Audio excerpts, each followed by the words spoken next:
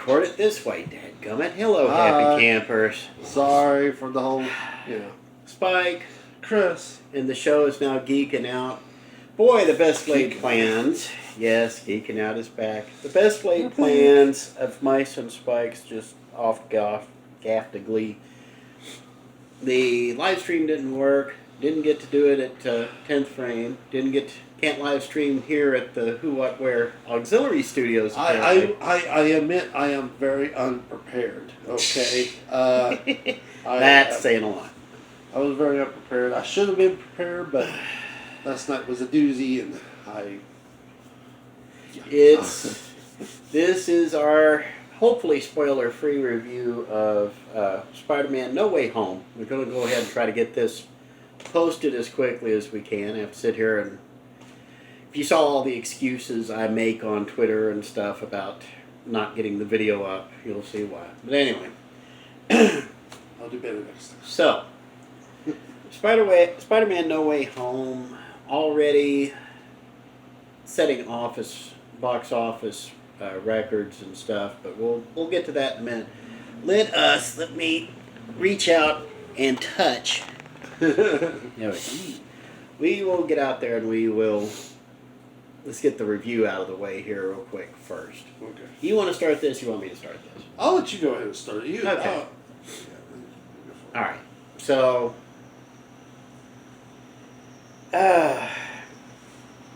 this now makes 2 Spider-Man movies in a row about the multiverse. Okay? Yes. Okay. This one is in some ways different, in other ways not. Okay. The one before No Way Home was Into the Spider-Verse, which was the animated one, which I liked a lot. I actually put it right up there with Spider-Man 2 as the best Spider-Man movie of all time. Yes. You are going to be hearing background noise all the time because there is no sound deafening here, and we are in downtown Mount Sterling. So bear with us here. Hopefully no idiot goes around playing Dixie on his horn. No Way Home is pretty much a wrap of the last 20-some years of Spider-Man movies. When I grew up back in the 70s and 80s, the closest we ever got to Spider-Man was Nicholas Hammond. Okay, in the Spider-Man TV show. There was a Spider-Man movie made in Japan, but it wasn't until, was it 2000, was it 99? I think it was 1999 was the first Spider-Man movie, with Tobey Maguire and Sam Raimi. This is the coda, this is the wrap, this is the end of everything. And I'm not going to get into too many spoilers on this. This is a really, really good movie. It covers all the movies that came before it. There's been a bunch, and it makes a lot of callbacks. But you don't necessarily have to have seen any of the Spider-Man movies leading up to this one. It does have a real quick, snap and you miss it, recap of what's going on in the previous movie that basically you'll need to know at least that much to catch up on it. As for the rest of it, you'll see a lot of details, you'll see a lot of call-outs, you'll see a lot of callbacks. A lot of callbacks. A lot of references to past movies, to concepts. If you were there for the Sam Raimi movies, you're going to see a discussion of web fluids and where they come from. You will, if you have not seen any of the Spider-Man movies, it's going to go right over your head. You may not see it all. That's fine. It will not damage the movie for you at all. If you have seen all of the movies, then you'll notice all the callbacks, all the references and stuff. I, for example, missed all the Andrew Garfield Spider-Man movies, so I saw the first 3, and then I've seen the most recent 3. So I missed the middle trilogy, and it didn't bother me that much. It was nice getting an idea, getting exposure to it, but honestly, this movie's this movie's reason is not to make you go back and see the movies that came before it. It was to put a nice, neat, tidy little bow on the Spider-Man franchise, which it does. I'm not going to say superbly, but it does a really good job of it. All in all, I like the film. I would put this. It goes a lot deeper into the psyches of the villains than before.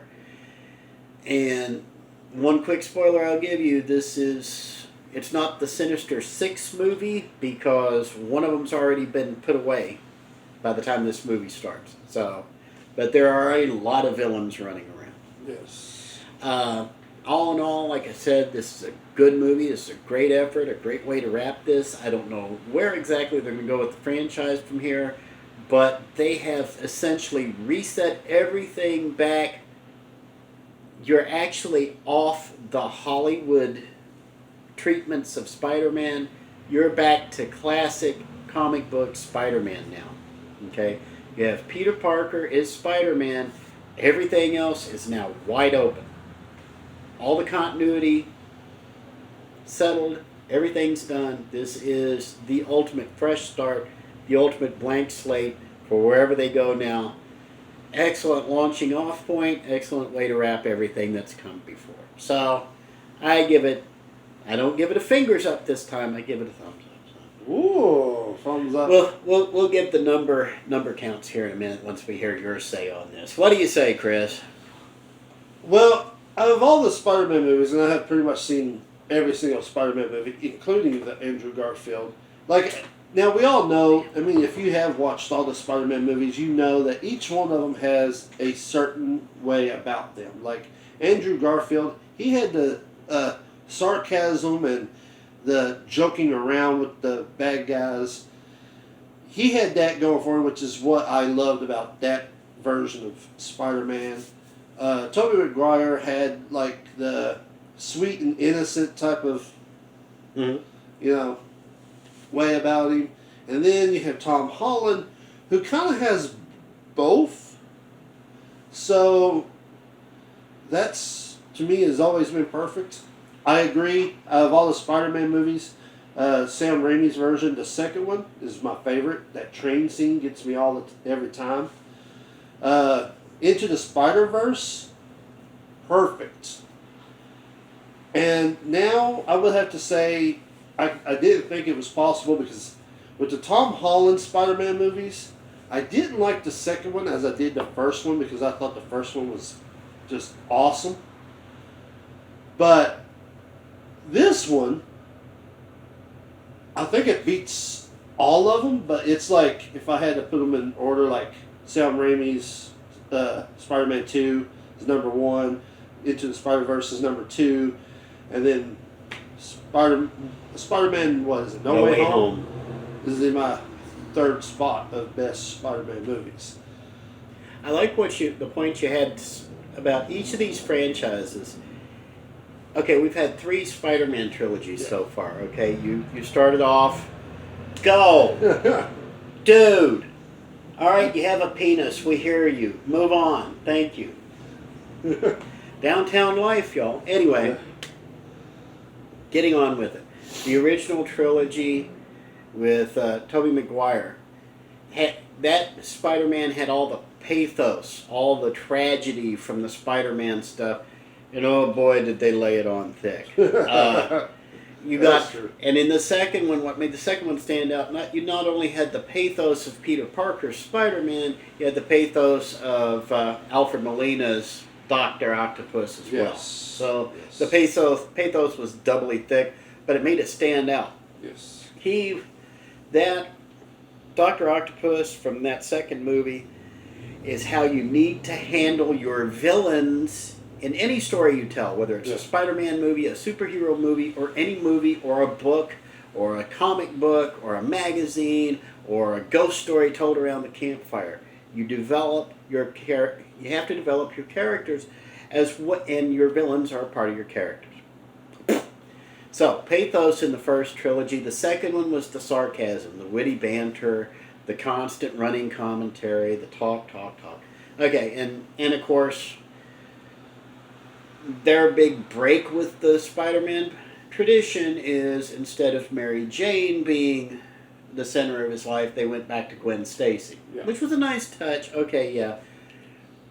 But there's a reason Mary Jane lasted and Gwen Stacy did not in the books. Because Gwen Stacy... Now, again, I did not see the second trilogy, but in the comic books, Gwen Stacy has always been a one-note character. She is the damsel in distress, whose daddy, yes, whose daddy was the police commissioner. Yes. Okay, so if she is written well, just like with any other character, if Gwen Stacy was written well, then you actually came to care about her. If she was written poorly, she became a one-note trumpet, basically. Kind of like the Mary Jane in the first Sam Raimi version. Yes, Mary Jane in the... It's kind of just with the wet shirt in the alleyway, yes. But I will say, Emma Stone, who played Gwen Stacy in the Andrew Garfield films, they did give her a tough personality. Like, she literally gave everybody a run for their money. She did an awesome job. Okay. Like I said, I never saw it, but I'm just talking about the character in a historical. Yeah, comic. I have seen now all three movies of the third trilogy with Tom Holland. Tom Holland. Okay. And Zendaya, or whatever you pronounce it.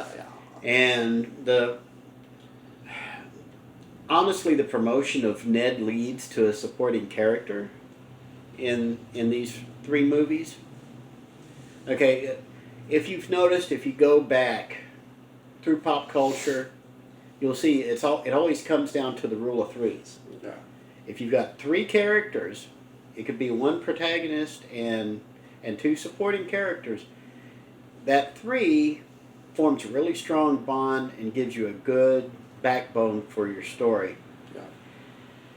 And everybody goes back to Kirk, Spock, and McCoy in the I was looking right okay, although that is Scotty, but McCoy. You get those three strong characters who are able to combine. Each one brings something to the story, and that's pretty much what happens here. Tom Holland, I'm going to say it, is okay. He's passable as a Spider-Man. I'm still a Tobey Maguire guy.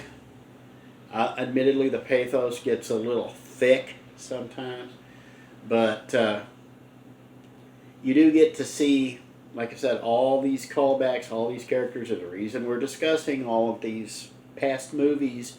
It all gets covered, it all gets explored in No Way Home.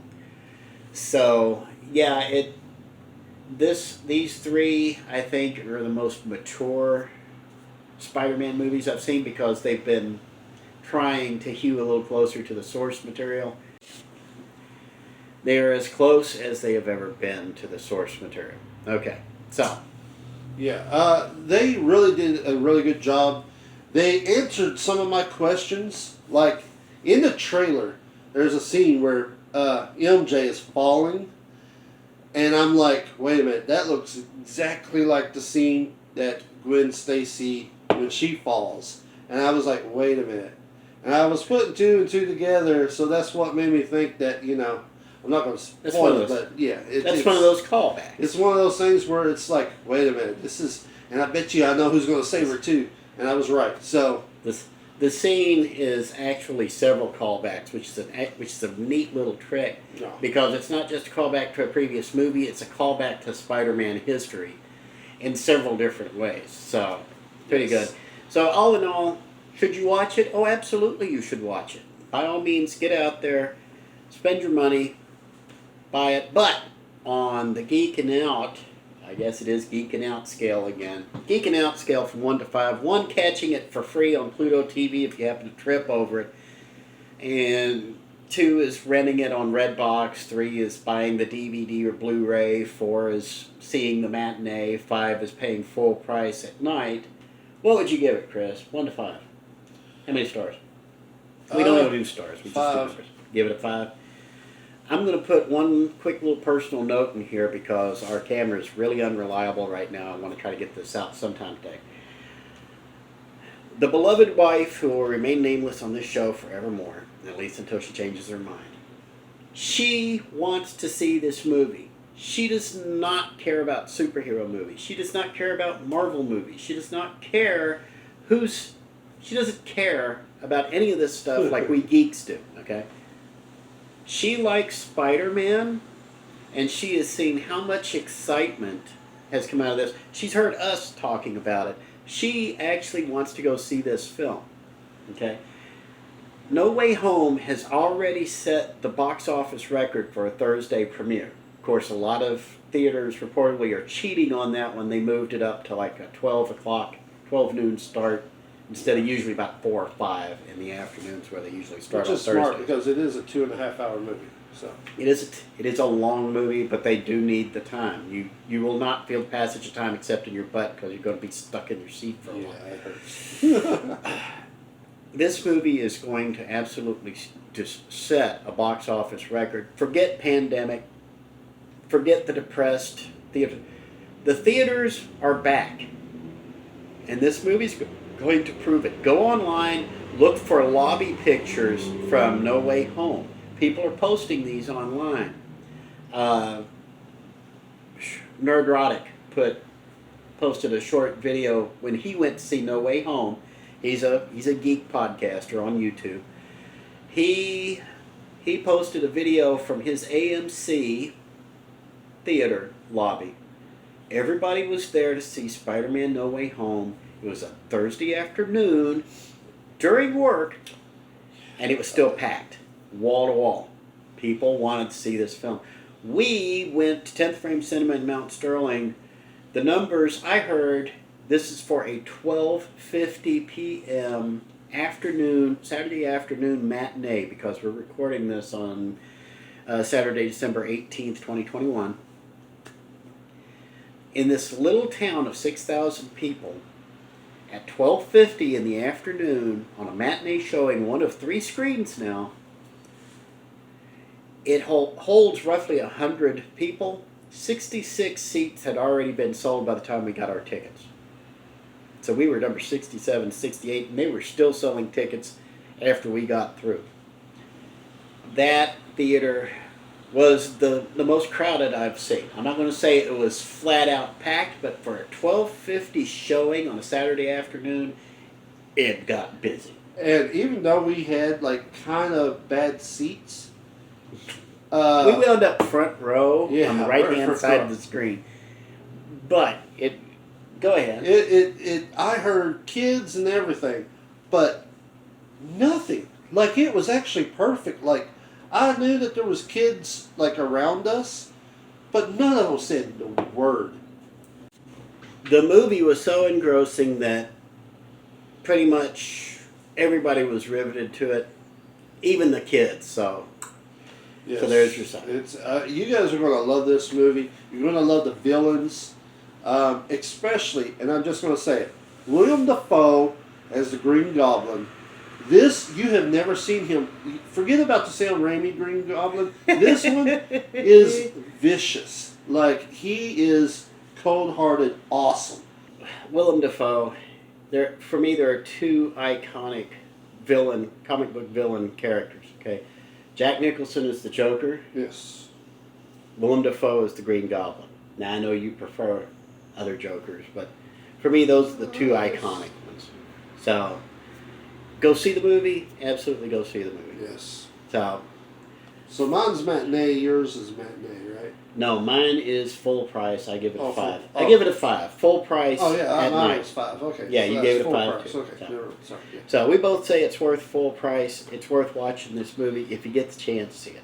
Yes. Now, the technical difficulties are rearing their ugly heads. I'm going to have to stitch together what's here. So if you see weird things throughout the video, bear with us. But it's Geekin out. What else do you expect? So, first time back, and here we go. we will see you all after Christmas because, by golly, I'm not going through this again right now. But I'll get this posted up a little later today, and then we'll see you all after then. So until next time, Spike. Chris. This was Geeking Out. You all have a geeky little Christmas. We're back.